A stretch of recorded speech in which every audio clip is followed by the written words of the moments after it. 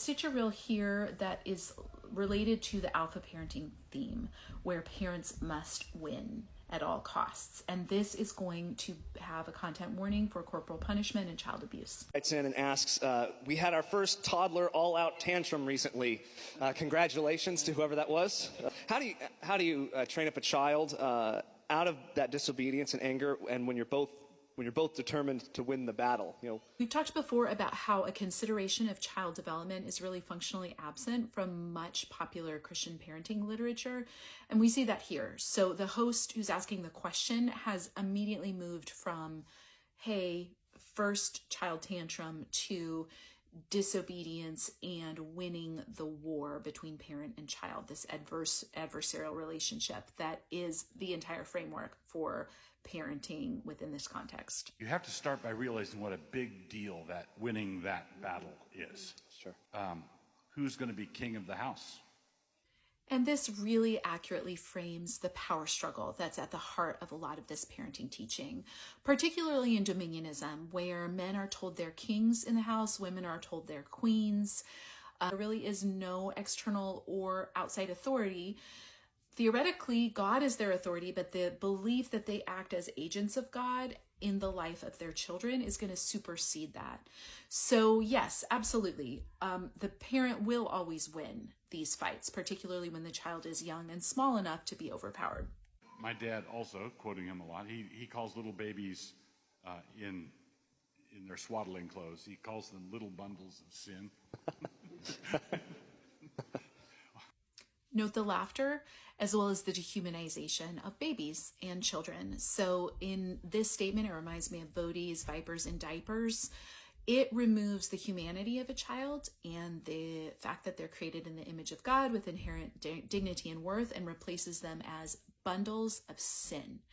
Now, again, this begs the theological question: what is sin? How is sin being defined in the life of all humans, let alone in a little baby? What does it mean to be a bundle of sin? What you have to do is make sure that you win. You just have to win. And when you add to the dehumanization of children the belief that parents are agents of God who operate with the authority of God, have some kind of role in punishing sin or mitigating sin, because remember, this is within the covenant household parenting teaching that tells parents, look, this is your chance to make sure you get those promised generations. So the stakes are very high that you get this right, because you're guaranteed this as a Christian, but you have to kind of do it in this vaguely defined right way. And so you combine this with a dehumanized view of children as bundles of sin who need their sin exercised somehow, which again raises theological questions of what it means that while we were sinners, Christ still died for us. What does it mean about Christ's atoning work on the cross that dealt with sin? But none of that is going to obviously come into the equation here. Instead, this kind of like jokey moment is offered to parents, but they will walk away with a lesser view of their child, a less respectful view, a less human view of their child. You combine this belief that's a dehumanized view of a vulnerable child with an elevated view of yourself as a parent with some kind of omnipotent authority or infallible judgment, and a responsibility to deal with the sin in your child for their own good. It reminds me of Dobson's "they're asking for a spanking." Then there's really no cap on this, right? Because when is that result achieved? If the tool that's given is corporal punishment, which as we'll see it is, then when have you gotten rid of the sin enough? When have you dealt with the defiance enough? It's all about compliance. So it will end when a child complies sufficiently. And, we could say, well, parents will know when to stop because they're being told to do this all in a calm, cool, detached, dissociated manner. Maybe. But for other parents, they're not able to do that. And so it will escalate until they have purged their anger and their frustration with this moment of conflict because they've been given no other tools except dominance, or it will end when a child complies sufficiently. And Nancy asks to share this anecdote of one of their children when he was a toddler. I remember this was a turning point. He he was just about on the edge of outgrowing his nap. So I put him down for his nap. He came out. It was like, no, you need to stay in bed. And if you get up again, there'll be swats. So he gets up again. The swats happen. And she knows how to deliver them. Well,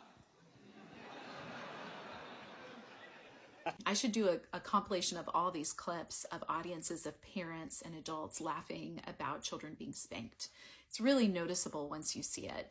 So there's both laughter at it and kind of a collective endorsement, right? Nancy gets a little supply. She gets a little praise for knowing how to swat toddlers. We used to talk about getting a holster made.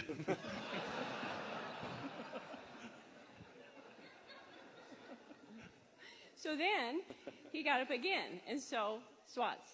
And then I put him back down. It's like, you need to stay in bed. Got up again. Swats. How many times? 4 or 5. 4 or 5 times. So each time I'm probably giving him maybe 5 swats. I may have moved up to 10 at the end, but Let's break this down a little bit. So from the child's perspective, we still don't know why the child was not going down for a nap. If there was something wrong, who knows? It's been framed totally as defiance worthy of spanking. And the mom has responded, Nancy has responded by 4 to 5 swats each time, escalating up to maybe 10 times by the end, 4 to 5 rounds of this. So the toddler's been spanked 40 to 50 times. So note that this story has been told as a humorous antidote to an auditorium full of people. This is offering a normalization of this kind of escalated corporal punishment for the entire community, because these are the leaders of the community. So the parent's going to take away from this, I need to win. Even if it is spanking my child 40 to 50 times to make them take a nap. I called Doug finally. I said, so I put him back down. This is happening 4 or 5 times. What do you suggest I do next? Because I have to win. He said, I will be right home. I wasn't expecting that, nor was Nate.